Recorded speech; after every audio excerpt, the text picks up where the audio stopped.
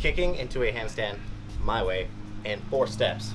Step 1, start off with your hands already on the floor with a nice solid grip. By that I mean our palms are pressing down hard and we have a good little clinch with the ends of our fingers, the flat ends. Not with the tips, but with the flat ends. Like the spidey grip right here. So not flat hands, but strong grip, pressing down hard. I know some people starting off learning a handstand like to fall into it. They like to use that momentum. But I recommend not doing that in the beginning. Even though it makes it a little easier to get up there, we're not going to have as much control. It's easier to overshoot, and we're not really developing as much control in our hands and our forearms during the starting point, which is really important for controlling a handstand. And it only makes sense to start off with a solid base rather than fall or kind of hop into a solid base. Once we have a solid hand positioning, our shoulders, we want to push them out, just like this. Think hollow body. This is where our shoulders are protracted, pushing away from the spine. We're pushing, in this case, we're pushing them up and out. So away and kind of out. So look at this compared to being relaxed. Relaxed. Solid grip, shoulders protracted.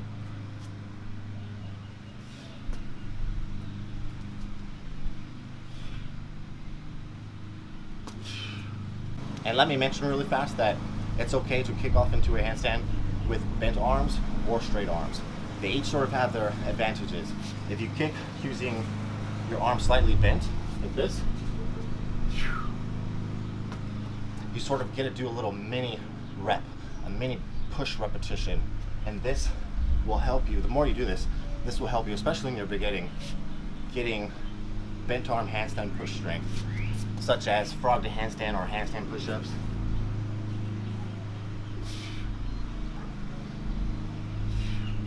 Because you're beginning to work on that bent arm press strength.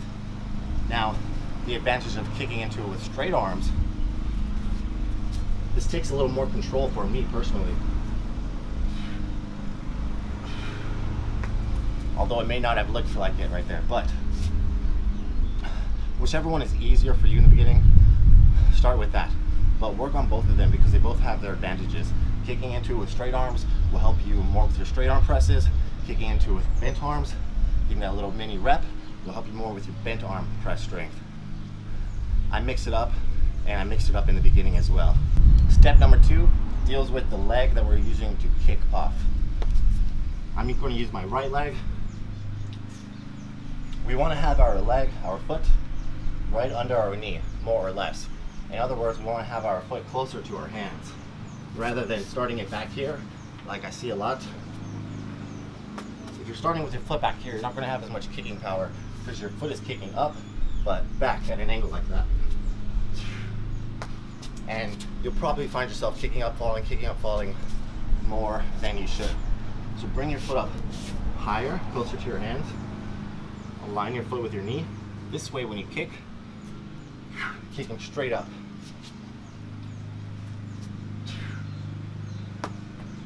It makes it much easier to kick into the handstand position because you have more kicking power. And as soon as you kick off with your kicking foot, point your toes. Point that foot. This is going to help bring you up as well as create more tension in your body to help you control your handstand. See that? As soon as I kick off with this foot, I'm not just like this, but I point this foot. See that? It helps bring me up and give me more solid control in my body. Number 3, back to our hands and shoulders. As soon as we kick off, we're pushing the ground away. And okay, check it out. This is a little hard to explain. Let me show you what a shoulder pivot looks like in a handstand. So I can pivot forward like this. I can pivot backwards. I'm keeping my arm straight. I'm moving my shoulders. As soon as I kick off, you see that? I push down and away from me. And it helps bring my body into a straight line, because I'm not just using my feet to get me up there. As soon as I kick, I'm also using my shoulder strength, my hands, my arms. You see that? And I overshot that time. That's okay.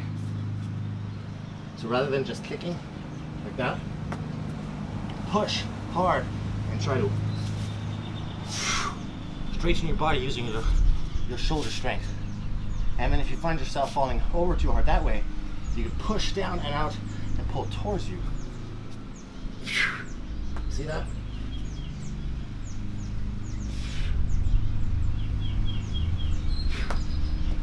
Learn to work with those pivots and use that pivot to develop that shoulder pivot strength.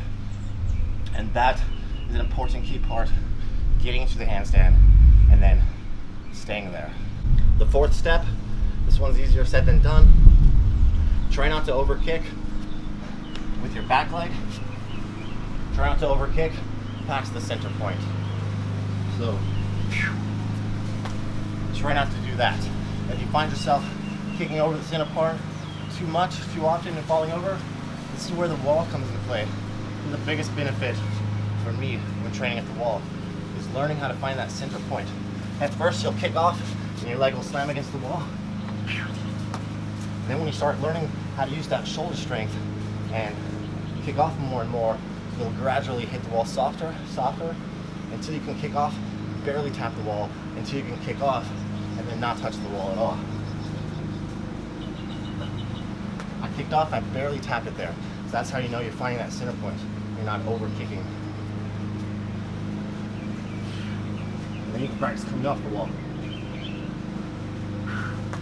And you can use that position to sort of practice those shoulder pivots as well.